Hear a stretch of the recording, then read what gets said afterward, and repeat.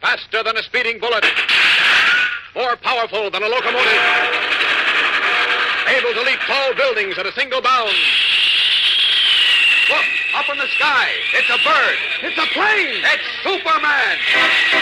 Kellogg's Pep. P-E-P, Pep. Kellogg's Pep, the Sunshine Cereal, presents The Adventures of Superman.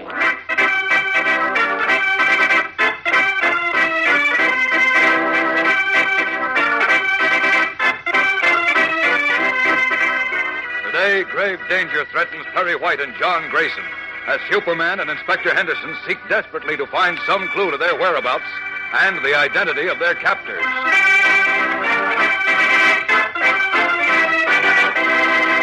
Hello there, gang. This is your pal Dan McCullough. You know, in order to be hep these vacation days, you have to feel hep, wide awake and alive. And you can't feel that way if you don't eat right. So, gang, give a cool, inviting breakfast a chance to show you what it can do to help begin your day. Start with Kellogg's Pep with cool milk and sugar. There's a treat that is a treat. Those golden flakes of pep are so light, so fresh and crisp, they practically say, come on, dig in. That lively golden toasted flavor is strictly super, strictly terrific. And the same goes for the swell bonus you get in every Pep package. Meaning, of course, those keen prizes, all three kinds. For instance, you'll get either a colored cardboard model of a famous fighting plane, one of 7 in the great Pep Air Fleet, or you'll get one of 24 beautiful color pictures of birds with a full description on the reverse side to help you identify these birds anywhere.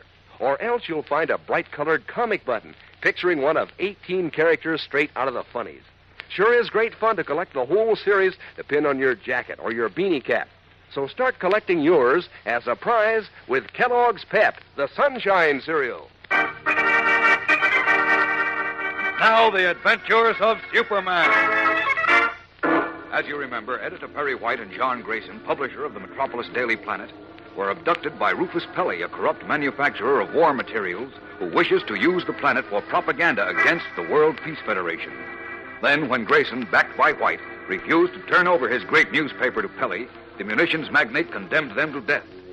Meanwhile, after trying vainly to pick up Grayson's trail, Superman and Inspector Henderson were about to admit defeat when the Man of Steel spied a broken guardrail at the end of a dark, deserted street that ended at the river. There, resting on the muddy bottom of the river, far below the surface, Superman saw a car. And as we continue now, standing at the broken guardrail, Inspector Henderson gasps as Superman bursts up from the dark waters with the dripping car and sets it down on the street.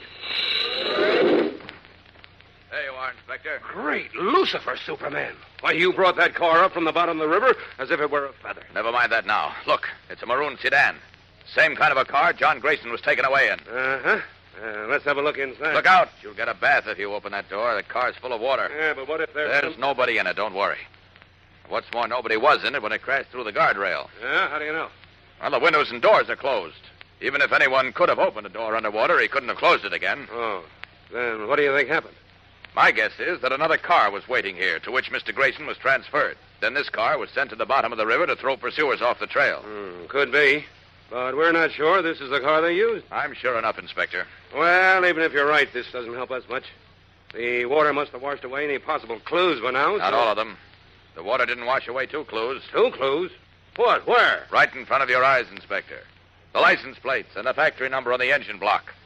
Let's see. It's H35. Oh, wait a minute, Superman. I'm surprised at you. Why? You don't think those guys used their own car, do you?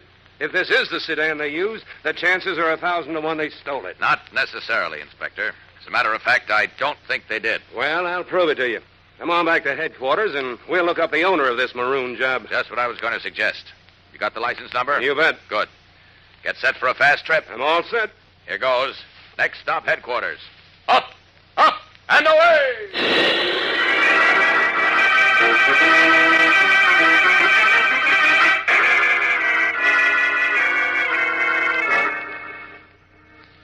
What did I tell you, Superman? Here's a report on a stolen maroon sedan. Came in about an hour ago. I see. Everything check on it? Yep. License number, motor number, same as the car you pulled out of the river. Here, see for yourself. Uh-huh. It's the same, all right. Sure, I told you it was stolen. We know from experience that crooks usually steal a car for an important job, so if they're spotted, well, they can't be traced to them. Right. But usually they abandon it. They don't go to all the time and trouble of dumping it into the river, do they? Well, no. I'll admit I can't figure out why these fellas did that. I can. It was their own car. Oh, nonsense. I tell you, Superman, I've dealt with plenty of criminals, and They all... wouldn't risk using a stolen car, not these criminals. Suppose the theft was discovered and reported at once. Their men might be caught in the car, and the brains behind the plot could then be traced. True. But why dump the car in 60 feet of water, where the chances are all against his being found, and then report the theft? Simply because they're clever, Inspector. They're always thinking one step ahead. You see, if by any chance the car were found, their skirts would be clean because they'd already reported to the police that it had been stolen. Yeah, I suppose that does make sense, but Tell me, who's the owner of the car according to the registration? Let's see. Oh, yes, here it is. Fellow named Paul Brower. Paul Brower. Yeah, occupation, owner of a gasoline station. Gasoline station? That's right. He apparently runs a gas station in New Beacon. That's about 20 miles up the coast. Yes, I know. So there goes your theory, Superman. Hmm? I can hardly see the operator of a small-town gas station behind a big plot to sabotage the World Peace Federation. Can you? No, but... But what? I suggest we go to see Mr. Paul Brower, Inspector. Why? It's a waste of time. Maybe yes, maybe no. Anyhow, since it's the only lead we have, there's nothing to lose. Come on. As Superman and Inspector Henderson start for the gasoline station, Editor Perry White and John Grayson seem to have reached the end of their rope. For at a concrete dock below Rufus Pelly's huge island home, a long, sleek speedboat lays to in the moonlight, its powerful motors purring. A line trailing from its stern is made fast to a rowboat, in which, tied hand and foot and gagged, lie Perry White and John Grayson. Hugo, a huge, powerfully built man, stands at the wheel of the speedboat and listens carefully as Rufus Pelly, in beautifully cut riding breeches and silk shirt, gives him his orders from the dock. Tow them 3 or 4 miles out, Hugo.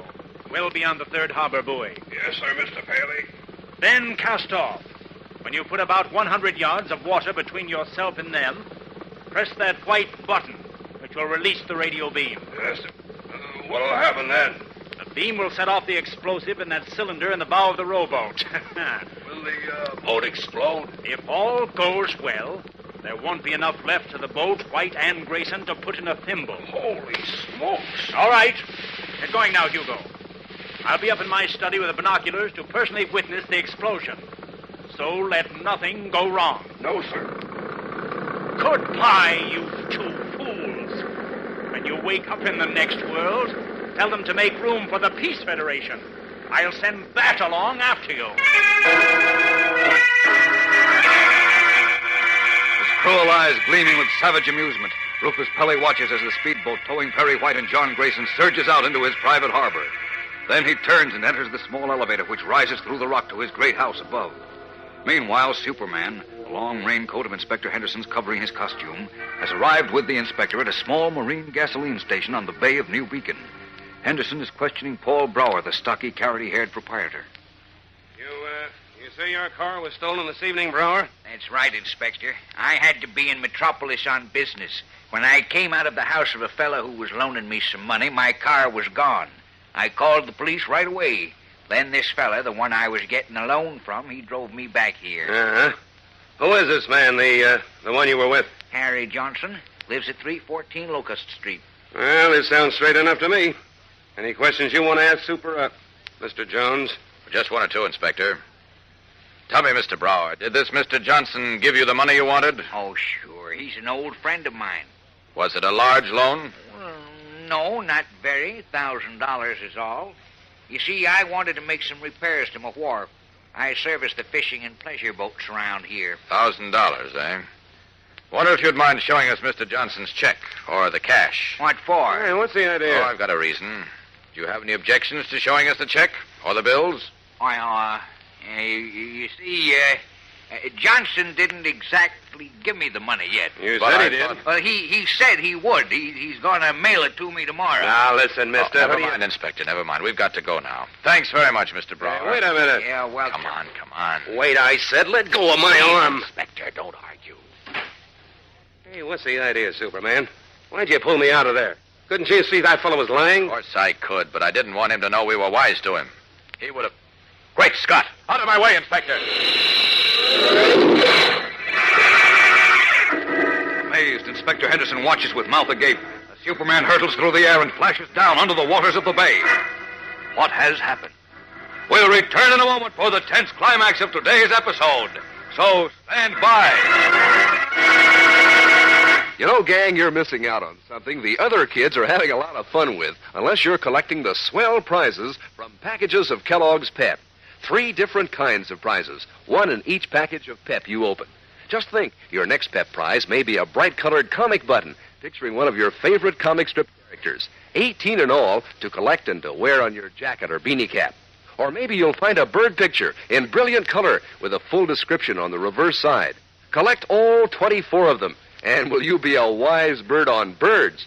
Or maybe your Pep prize will be one of the 7 exciting colored cardboard plane models. Easy and fun to put together. Remember, there's one or the other of these 3 slick kinds of prizes in every package of Pep, the Sunshine cereal. And you know, all the while you're collecting them, you can be enjoying breakfast with those crunchy golden whole wheat flakes of Pep. A dish of Pep with cool milk and sugar. Is that a delicious treat? What flavor? A catchy, fresh flavor.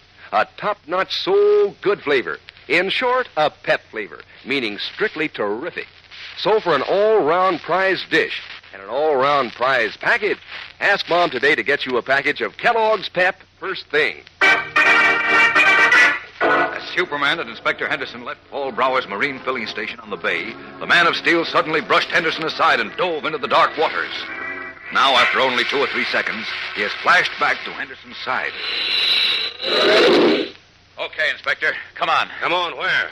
Say, why did you dive in the water? I saw a private telephone in a cabinet in Brower's shop. The wire runs along the bottom of the bay. What? My hunch is it runs to the headquarters of the men who abducted Perry White and Mr. Grayson and who want to sabotage the World Peace Federation. Now, wait a Brower minute. was obviously lying to us tonight.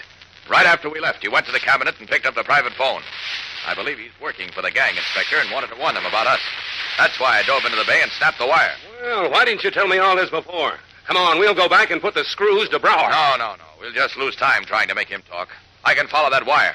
All right, up under my arm, Inspector. I think this is going to be the showdown. Well, here's hoping. Yes, here's hoping we're not too late.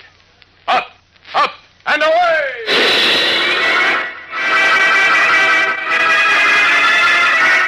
Leaping up from the edge of the bay with Inspector Henderson, Superman streaks out over the water, his keen eyes following the cable telephone wire along the bottom. Will it lead him to Rufus Pelly's island estate? And if it does, can he possibly save the lives of Perry White and John Grayson? For at this moment, the giant Hugo on Rufus Pelly's speedboat is heading far out to sea, towing the rowboat with his helpless captives. The rowboat, which is fitted with one of Pedley's deadly machines of war. What will happen as Pelly himself, the greedy man of mass murder through war, sits in his glass-walled study atop his house and leisurely sips coffee while looking out to sea, waiting for the explosion which will signal the end of White and Grayson. Tomorrow brings the smashing climax of our story, fellows and girls, so don't miss it. Tune in, same time, same station. And remember, for breakfast, it's Kellogg's Pep. For excitement, the adventures of Superman.